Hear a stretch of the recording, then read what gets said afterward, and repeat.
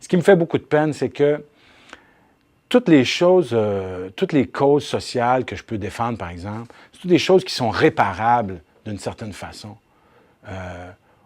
Des programmes sociaux, à la limite, ça peut toujours se refaire, même s'ils sont détruits. Mais dans le cas de la nature, c'est des siècles. Si on veut essayer de réparer des choses, c'est des siècles et même des choses qui sont carrément irréparables. Alors, c'est ça que je trouve triste et déplorable là, dans ce qui se passe au Québec. J'ai grandi dans une ville qui est bâtie autour d'un lac auquel on n'a jamais eu accès parce que, bon, c'est un lac qui servait de poubelle pour la mine. Donc, ça n'a jamais été un lac pour se baigner ou pour faire du bateau ou quoi que ce soit. Il y a comme un irrespect tout d'un coup de l'importance de la nature, de l'importance de la terre sur laquelle on vit, tu sais.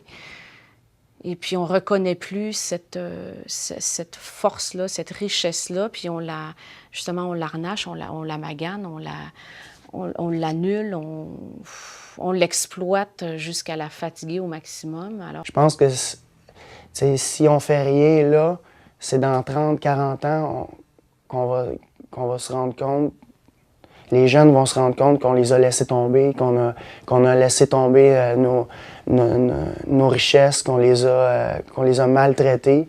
Quand on apprend que le coût de la romaine pourrait financer 1 million de projets à 8 000 $, ça, c'est changer complètement notre façon d'appréhender le monde, changer la façon dont on construit une communauté, changer une façon d'appréhender le travail.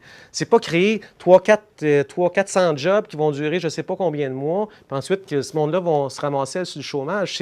C'est repenser notre façon de se voir collectivement et notre façon d'appréhender l'économie collectivement afin que tout le monde puisse participer, pas toi, pelé, deux tondus, puis qu'après, ils s'en vont. Ce qui me dérange le plus, c'est vraiment le gaspillage du potentiel énergétique qu'on a au niveau de l'éolien au Québec.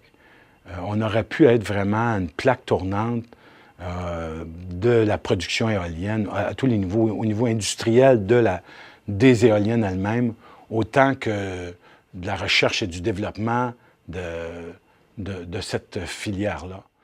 C'est une richesse qu'on a, puis c'est important de le savoir, puis de savoir à quel point c'est mal géré tout ça. C'est fait un peu tout croche.